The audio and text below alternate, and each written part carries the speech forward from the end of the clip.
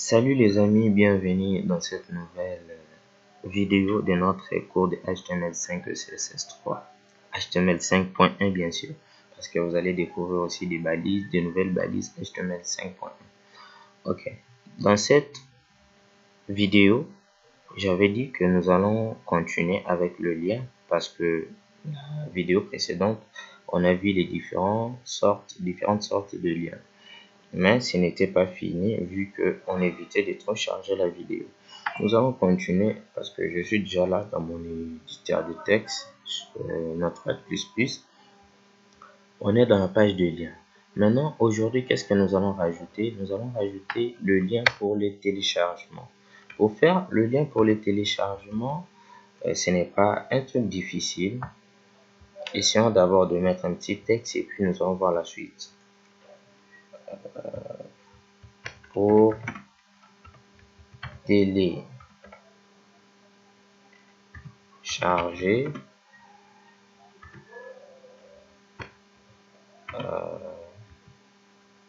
qu'est-ce que je peux mettre? Je n'ai pas trop d'inspiration. Ces fichiers audio. Cliquez ici comme d'habitude. Donc si vous avez plus d'inspiration, à vous de mettre des textes qui vous permettront d'être un peu beaucoup plus clair et beaucoup plus nice. Donc moi, tellement que je n'ai pas trop d'inspiration, je préfère mettre tout ce qui me vient à la tête. L'essentiel, c'est de faire ces tutoriels. Maintenant, qu'est-ce que nous allons faire là? Nous mettons notre A avec l'attribut href comme d'habitude égale des entrecôtes et puis nous plaçons notre texte cliqué ici au milieu de notre balise. Parfait. Maintenant, pour télécharger, qu'est-ce qu'il faut faire?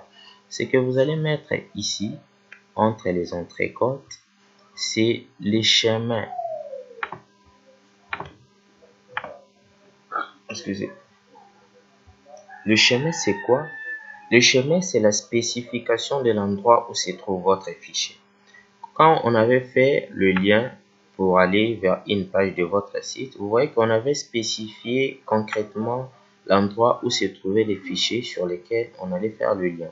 De même ici, si par exemple vous voulez faire télécharger un fichier audio comme je l'ai donné en exemple, je pars ici juste pour prendre un petit fichier audio qu'on pourrait faire télécharger si facilement à notre visiteur. Je prends juste, oups, qu'est-ce qui se passe? Un fichier de Big T. C'est juste, je l'ai copié, je fais CTRL-C pour le copier. Donc, à vous de faire autant. Si vous voulez, soit vous faites clic droit, copier. Nous rentrons vers notre dossier mes pages HTML et nous mettons notre fichier là. On peut juste les renommer audio pour que ça soit un peu simple, hein, parce que le nom là était très long. Notre fichier audio.mp3 est là. Pour les faire télécharger, il suffit seulement de prendre les noms. Donc nous venons là parce que si vous regardez bien, notre fichier lien et audio se trouvent dans la même place, dans le même endroit. Donc excusez, si j'écris audio.mp3, ça ne suffit pas pour faire télécharger, parce que ça ne veut pas dire que c'est comme les fichiers audio directement ça les fait télécharger, mais il faut rajouter un attribut qu'on appelle download et puis vous venez enregistrer. C'est grâce à cet attribut que votre fichier serait facilement téléchargé. Pour exécuter, vous venez là comme d'habitude, soit vous pourriez directement aller actualiser. Vous voyez, pour télécharger ces fichiers audio, cliquez ici. En cliquant là, regardez ici, vous voyez, le fichier est bien téléchargé.